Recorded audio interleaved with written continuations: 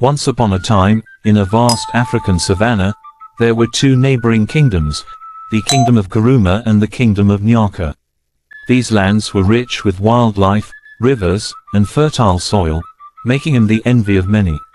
For centuries, the two kingdoms had lived in peace, trading and sharing stories, but as time passed, tensions grew over a stretch of land that both claimed as their own. On the other side was the Kingdom of Nyaka, ruled by the ambitious King Ekwueme. Known for his cunning and strategic mind, Ekwueme had led his kingdom to prosperity through trade and innovation. The people of Nyaka were skilled craftsmen, trading fine goods with distant lands.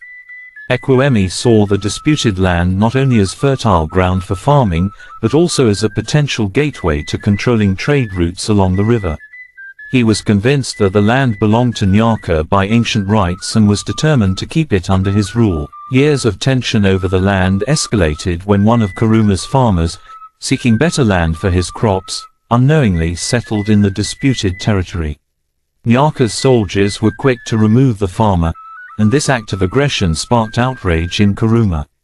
King Barongo sent emissaries to demand the land be left alone, but King Ekwueme refused, claiming the farmer had trespassed on Nyakan soil. Diplomatic talks quickly failed, and both kingdoms prepared for war. On the morning of the battle, the skies were dark, as though the gods themselves were watching with heavy hearts.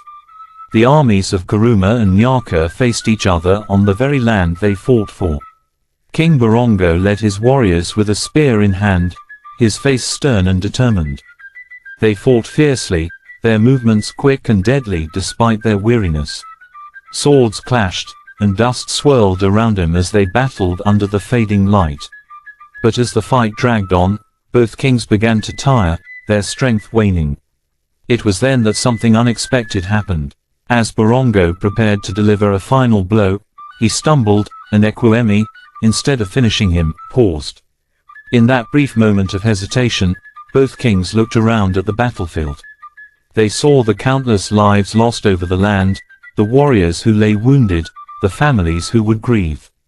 The weight of their actions settled heavily on their hearts. Breathing heavily, King Barongo lowered his sword. "Is this land truly worth the blood of our people?" he asked, his voice hoarse with exhaustion. King Ekwueme, equally drained, nodded slowly.